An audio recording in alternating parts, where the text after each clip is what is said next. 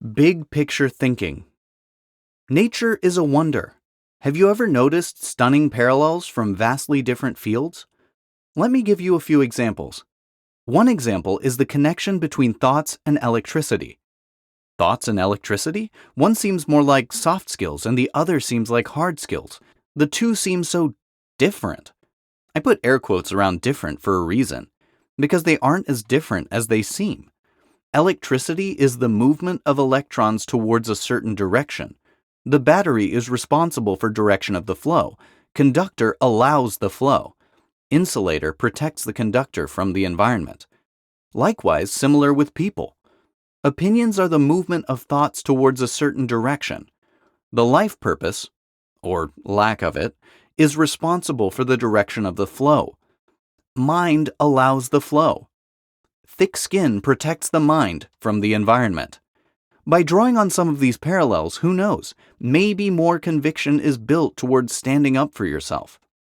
Another parallel I noticed was between big data and artificial intelligence with stories and nervous system. Big data requires a lot of processing power that old school technology could not even fathom of having. Artificial intelligence requires a lot of data. Otherwise, how else can the algorithms be fine-tuned? Well, these two characters are in luck. Artificial intelligence can provide the processing power to big data, and the big data can breathe life into the artificial intelligence. This is how a lot of self-driving cars work. The cars serve as artificial intelligence, all connected to a similar network. The network consistently gathers more data from past rides, trips, and even accidents. Fine-tunes the algorithm session, making it sharper through iteration. Likewise, a similar connection can be made from a human and their YouTube videos. Let's say a person is making a lot of YouTube videos. Others learn. But one day, this person decides to start watching their own stuff back. Their stories are serving as the big data. Their nervous system is serving as the artificial intelligence. Anytime the brain learns a new piece of information, there are a jungle of neurons wiring and firing in new ways. Now add in how this person is learning from themselves. That's what happens when you're watching a video of you. The brain gets a bit rattled. Not rattled in a bad way, but the sense of self component of the brain is like, what the fuck is going on? Which one am I? If this is done in iteration, the nervous system is much more prone to refining its movements. This is a very practical tool, a tool that my Toastmasters Club knew. That's why they would always record our speeches, so when we watched it back, we got more data and refined. Another unique parallel from very different worlds, storytelling and people with data and technology. What's going on here? Did nature forget to tell us something? Not quite. The answers are simple, really. Things can be separate and under the same umbrella at the same time. You just have to ask yourself, which perspective am I operating from? Let's say you're watching Titanic. During the filming of Titanic, there were a lot of separate actors, separate boats, and separate items. But from the perspective of you, the consumer who's watching from a screen, everything is the same.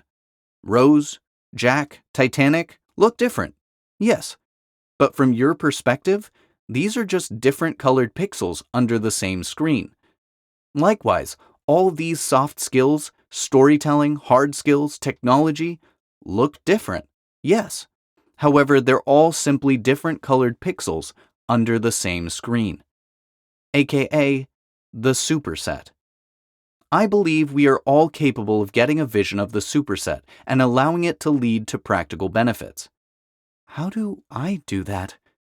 I've thought about this. It really comes down to taming the ego, which I believe there are many paths for. The core level of it all is taming of the ego. What does taming the ego mean? It comes down to understanding your role in terms of the bigger picture. How someone does that is up to them.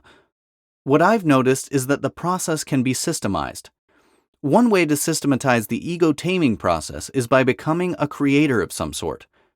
You as the creator need to take up the role of the created. Huh? Let me share what I mean by that. At the time of writing this, I've sent out a newsletter for 730 days in a row to my email subscribers. To the end user, each one looks different. But from my perspective, they're all different pixels in terms of the same screen.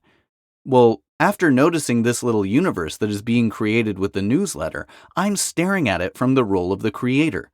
I look at these newsletters. Each 730 of them are unique. They look different in terms of word count. Each one is talking about a different topic. However, they're all just an extension of me. These newsletters are so tiny when in comparison to me. But then, something magical happens. What? When I look away from the newsletters, I see my environment.